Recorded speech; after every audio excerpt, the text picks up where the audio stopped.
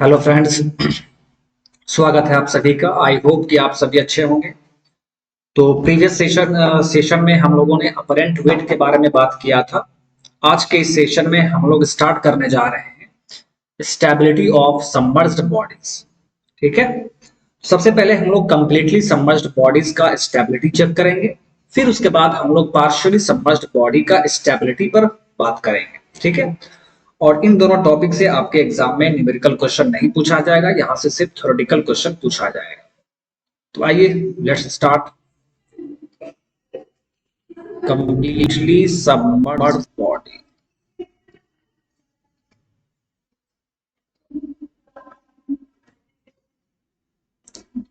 Completely submerged body. ठीक है। तो कंप्लीटली सबमर्ज्ड बॉडी के केस में जो स्टेबिलिटी हम लोग चेक करेंगे, ठीक है, वो किस बेसिस पर होगा आइए देख लेते हैं।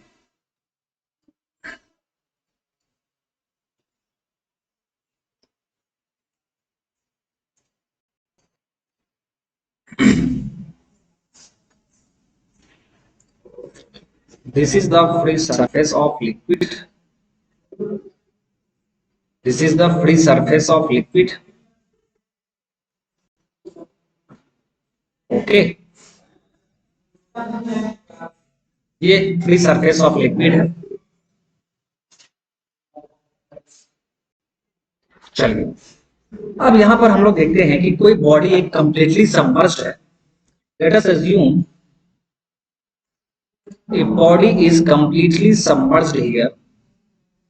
ये मान लीजिए आपका बॉडी है जो कि कंप्लीटली सबमर्ज्ड है। तो हमें ये देखना है, हमें यहां पर ये देखना है कि जो कंप्लीटली सबमर्ज्ड बॉडी होता है वो स्टेबल कब होगा, अनस्टेबल कब होगा या न्यूट्रल कब होगा। आइए बात कर लेते हैं। आइए सबसे पहले इसके बारे में देखते हैं। तो सबसे फर्स्ट में हम लोग केस वन ये एज्यूम कर लेते हैं।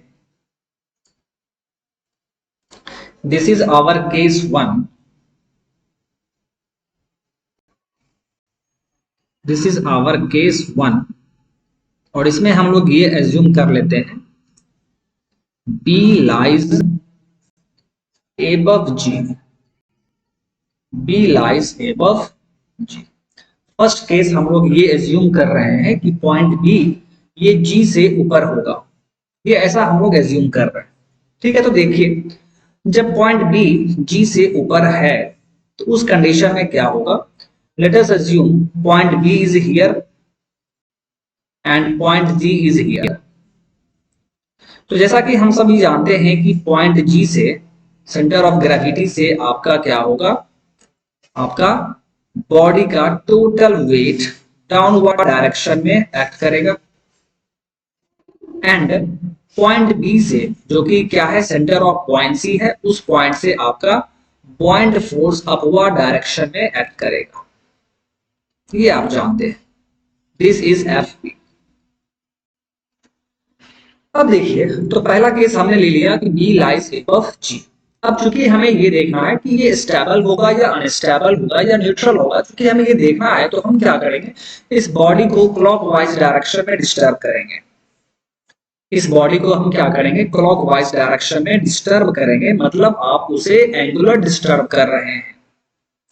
तो मान लीजिए कि आपका बॉडी ये हो गया। Late us assume this is the body under the angular disturbance in clockwise direction। मान लीजिए कि हमने क्लॉकवाइज डायरेक्शन में डिस्टर्ब किया और बॉडी हमारा ये हो गया। This is the centre line of this body.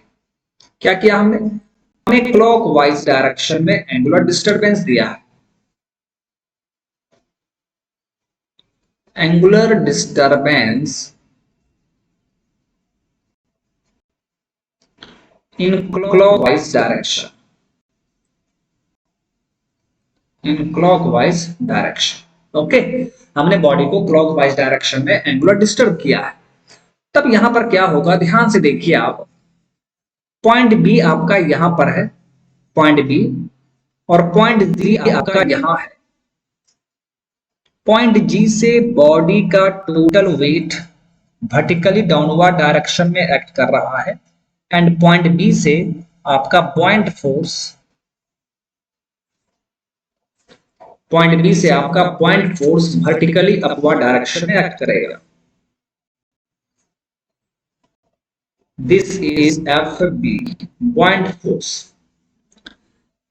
ऐसा है। अब यहां पर देखिए आप एक चीज ध्यान देंगे, इन दोनों फोर्स के बीच में चूंकि ये दोनों फोर्स आपस में बराबर होता है, M G is equal to F B, ये दोनों फोर्स एक दूसरे को बैलेंस करता है, तो यही चीज यहां पर भी होगा, M G is equal to F B. तो equal and opposite force body पर एक्ट कर रहा है और क्या आप देख रहे हैं कि दोनों के बीच में एक परपेंडिकुलर डिस्टेंस भी है। देखिए ये वाला परपेंडिकुलर डिस्टेंस है माय डियर, दोनों इक्वल फोर्स के बीच में दो equal and opposite force act कर रहा है और दोनों के बीच में एक परपेंडिकुलर डिस्टेंस भी है। इसका मतलब यहां पर एक मोमेंट मिलेगा, यहां पर आपको एक मोमेंट मिलेगा और ये मोमेंट किस डायरेक्शन में होगा इस चीज को आप देखिए। देखिए ये mg इस डायरेक्शन में टर्न होना चाहेगा एंड पॉइंट फोर्स इस डायरेक्शन में टर्न होना चाहेगा। दैट मींस ये आपका एंटी क्लॉकवाइज मोमेंट का डेवलपमेंट हो रहा है बॉडी के ऊपर। ठीक है, यहां पर क्या हो रहा है my dear, there will be the development of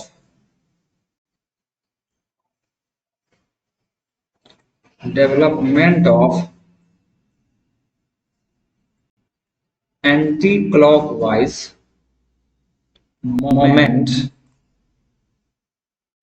on the body,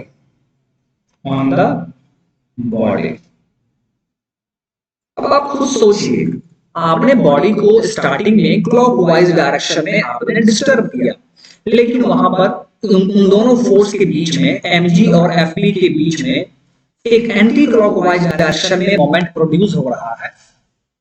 तो आपने क्लॉकवाइज में डिस्टर्ब किया था लेकिन बॉडी अब एंटी क्लॉकवाइज में टर्न होगा, तो बॉडी जो आप थोड़ा सा टिल्ट हुआ था क्लॉकवाइज डायरेक्शन में डिस्टरबेंस के कारण, अब ये क्या होगा, अब ये वापस सीधा हो जाएगा क्योंकि एंटी क्लॉकवाइज डायरेक्शन में मोमेंट लग रहा है। तो बॉडी जैसा स्टार्टिंग में था सेम वैसा ही उसका शेप हो जाएगा, बॉडी आपका वर्टिकल हो जाएगा। ठीक है, इसका मतलब क्या हुआ, इसका मतलब ये हुआ कि बॉडी स्टेबल इक्विलिब्रियम में है। आपने डिस्टर्ब किया तो देखिए बॉडी टिल्ट हो गया। ठीक है, लेकिन फिर क्या, फिर वापस वो अपने पोजीशन पर आ गया। इसका साफ मतलब है कि बॉडी स्टेबल इक्विलिब्रियम में है। तो इसका कंडीशन क्या होगा, तो हम लोग केस 1 देख रहे थे, when point B lies above G, तो उस टाइम कौन सा इक्विलिब्रियम होगा, स्टेबल इक्विलिब्रियम।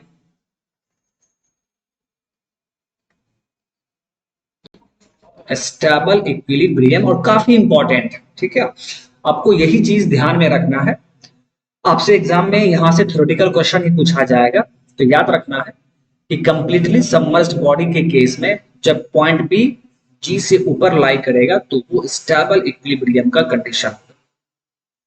ठीक है, तो ये चीज आप याद रखेंगे। चलिए अब हम लोग सेकेंड केस देख लेते हैं। Case 2, when B lies below G, when B lies below G, जब पॉइंट B G से नीचे हो, नीचे लाई कर रहा हो, उस टाइम क्या होगा, हम लोग इस चीज को थोड़ा सा यहां पर देखेंगे। आइए ध्यान दीजिए, ये बॉडी का फ्री सरफेस, सॉरी ये लिक्विड का फ्री सरफेस है। अब यहां पर देखिए एक बॉडी जो कि कंप्लीटली सबमर्ज्ड है। Late us assume a body which is completely submerged in this liquid. Okay, फिर यहां पर देखिए, तो इस केस में आपने क्या एज्यूम किया है, आपने एज्यूम किया है कि पॉइंट बी जी से नीचे होगा। ठीक है, तो आइए देख लेते हैं। मान लीजिए जी पॉइंट यहां पर है और बी पॉइंट उसके नीचे है। ओके, ऐसा आपका कंडीशन दिया हुआ है। फिर हमें चेक करना है कि ये बॉडी स्टेबल होगा या अनस्टेबल होगा या न्यूट्रल होगा। तो स्टेबिलिटी चेक करने के लिए हम लोग बेसिकली क्या करेंगे, इस बॉडी को क्लॉकवाइज डायरेक्शन में डिस्टर्ब करके देखेंगे। ठीक है, तो आइए, जब आपने इस बॉडी को भी क्लॉकवाइज डायरेक्शन में डिस्टर्ब कर दिया, आपने इस बॉडी को भी डिस्टर्ब कर दिया, तो देखिए यहां पर क्या होगा, this is the centre line of this body, और हमने क्या किया है, हमने क्लॉकवाइज डायरेक्शन में एंगुलर डिस्टरबेंस दिया है।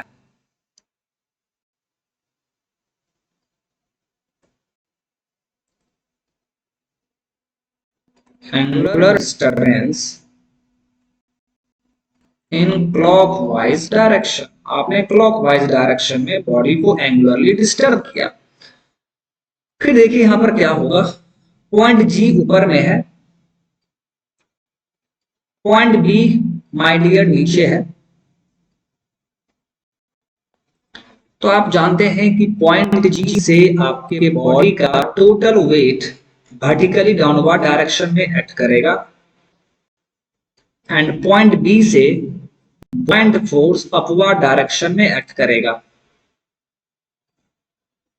This is point force F B. और यहां पर भी वही चीज है, यहां पर भी mg और fb आपस में बराबर होगा, बैलेंस किया हुआ रहेगा। तो चूंकि दोनों फोर्स आपस में बराबर है और दोनों के बीच में एक परपेंडिकुलर डिस्टेंस आप देख पा रहे हैं, this is the perpendicular distance between these two force, between these two equal and opposite force।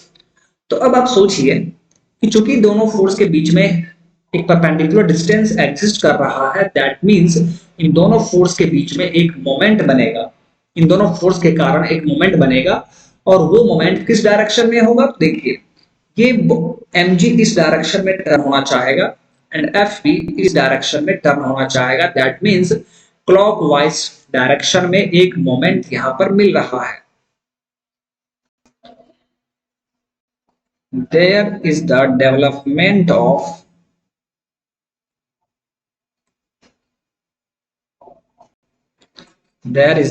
development of clockwise movement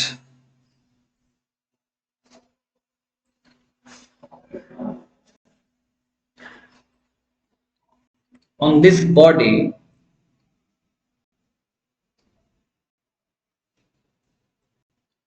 due to force mg and fp, due to force mg and f। अब आप सोचिए, आपने body को clockwise direction में disturb किया है और body पर भी क्लॉकवाइज में ही मोमेंट मिल रहा है। आपने क्लॉकवाइज में डिस्टर्ब किया तो बॉडी देखिए टिल्ट हो गया है, और उसके बाद भी आप क्या देख रहे हैं कि यहाँ पर एक क्लॉकवाइज मोमेंट ही बन रहा है, प्रोड्यूस हो रहा। तो ये क्लॉकवाइज मोमेंट क्या करेगा, इस बॉडी को और झुका देगा। बॉडी पहले ये था, इस पर क्लॉकवाइज डायरेक्शन में आपने मोमेंट दिया तो बॉडी का ये पोजीशन हो गया, और फिर यहाँ पर फोर्स के कारण ये बॉडी क्या होगा, क्लॉकवाइज डायरेक्शन में फिर से ये टर्न होगा। तो क्लॉकवाइज में टर्न होने का मतलब क्या है कि ये पूरा हॉरिजॉन्टल हो जाएगा। दैट मींस बॉडी अपना ओरिजिनल पोजीशन पे वापस नहीं आ पाएगा। इसका मतलब है कि बॉडी अनस्टेबल इक्विलिब्रियम में होगा। ऐसा कब होगा, तो जब पॉइंट बी जी से नीचे लाई कर रहा होगा तो उस टाइम बॉडी अनस्टेबल इक्विलिब्रियम में होता है। और बहुत ही इंपॉर्टेंट पॉइंट है माय डियर, आपसे एग्जाम में पूछा जाएगा, when point B lies below G, this means that the body will be in unstable, body will be in unstable equilibrium।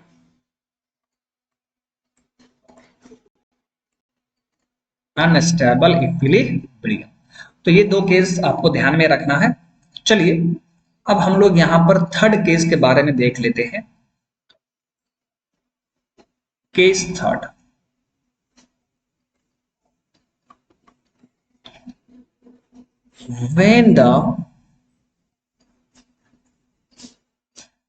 when the bee coincides at when the B coincides with G, जब B point G के साथ coincide कर रहा हो, that means जब centre of buoyancy centre of gravity के साथ coincide करेगा तो उस कंडीशन में बॉडी किस इक्विलिब्रियम में होगा, स्टेबल, अनस्टेबल और न्यूट्रल, ये हमें यहां पर देखना है। तो चलिए स्टार्ट करते हैं। तो सबसे पहले हम क्या करेंगे, लिक्विड के फ्री सरफेस को शो कर दीजिए। This is the free surface of the liquid, okay. और यहां पर एक बॉडी कंप्लीटली सबमर्ज्ड है इस लिक्विड में, a body is completely submerged in this liquid,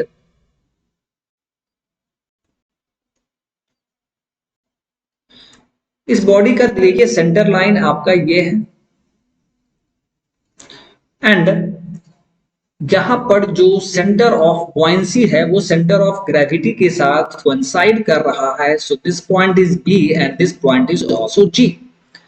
ji point से आप जानते हैं वर्टिकली डाउनवर्ड डायरेक्शन में वेट काम करता है, एंड बी पॉइंट से आपका centre of buoyancy upward direction में काम करता है।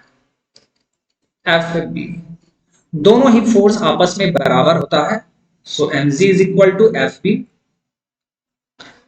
अब हम क्या करेंगे, चूंकि हमें स्टेबिलिटी चेक करना है तो इस बॉडी को क्लॉकवाइज डायरेक्शन में डिस्टर्ब करेंगे। आइए डिस्टर्ब कर दीजिए। Late us assume this body is tilted by the angular disturbance in clockwise direction. So the position of this body is here. Let us assume at any time the position of body is here.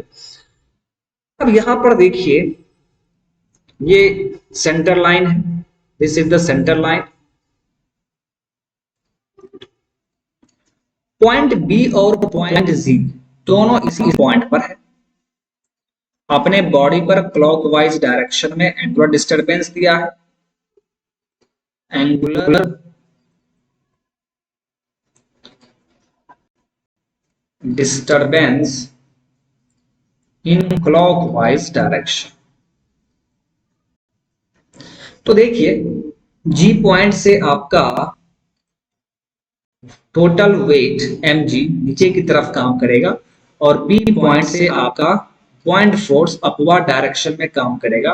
अब आप देखिए, ठीक है, आप clearly देख पा रहे होंगे कि इन दोनों फोर्स जो कि आपस में बराबर है, दोनों ही equal force and opposite force है, इक्वल एंड अपोजिट फोर्स है, बट दोनों के बीच में डिस्टेंस नहीं है। दोनों का line of action my dear same है, दोनों के बीच में किसी भी तरह का परपेंडिकुलर डिस्टेंस नहीं है। So there will be no moment, यहां पर किसी भी तरह का मोमेंट डेवलपमेंट नहीं होगा। There will be no moment, no moment between mg and fb। mg और fb के बीच में किसी भी तरह का मोमेंट का प्रोडक्शन नहीं होगा, प्रोड्यूस नहीं होगा। अब आप सोचिए, बॉडी को आपने एंगुलर डायरेक्शन में डिस्टर्ब किया, लेकिन फिर उस पोजीशन पर जाके बॉडी पर किसी भी तरह का मोमेंट नहीं बन रहा है, ना ही क्लॉकवाइज ना ही एंटी क्लॉकवाइज। इसका मतलब यह है कि बॉडी जिस पोजीशन पर आप बॉडी को देख रहे हैं उसी पोजीशन पर बॉडी रुका रहेगा, वो ना वर्टिकल में आ पाएगा ना ही हॉरिजॉन्टल में जा पाएगा, क्योंकि वहां पर कोई भी किसी भी तरह का मोमेंट ही प्रोड्यूस नहीं हो रहा है। इसका क्या मतलब है, इसका मतलब यह है कि बॉडी न्यूट्रल इक्विलिब्रियम में है। बॉडी आप जो देख रहे हैं क्लॉकवाइज डायरेक्शन में डिस्टर्ब करने के बाद जो बॉडी का ये पोजीशन है ना माय डियर, यही पोजीशन रह जाएगा, ये ना ही सीधा हो पाएगा और ना ही हॉरिजॉन्टली मूव कर पाएगा। ठीक है, हॉरिजॉन्टली आपका ये टिल्ट हो पाएगा, ये अपने ही पोजीशन पर रहेगा, इसी पोजीशन पर रह जाएगा। ऐसा क्यों? क्योंकि यहाँ पर कोई किसी भी तरह का मोमेंट प्रोड्यूस नहीं हो रहा है। तो इस इक्विलिब्रियम कंडीशन को हम लोग कहते हैं न्यूट्रल इक्विलिब्रियम।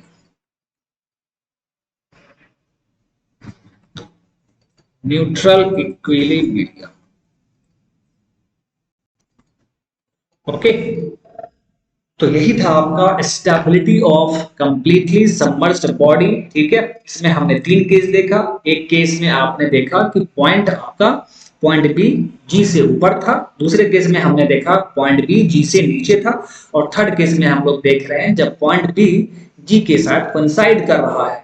ठीक है, तो ये सभी चीज हमने देख लिया है। आई होप कि आपको ये चीज समझ में आ गया होगा। ठीक है, तो चलिए आज के इस सेशन को हम लोग यहीं पर स्टॉप करते हैं।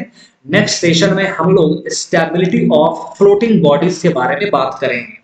ओके, तो चलिए आज के लिए बस इतना ही। Thank you, bye bye.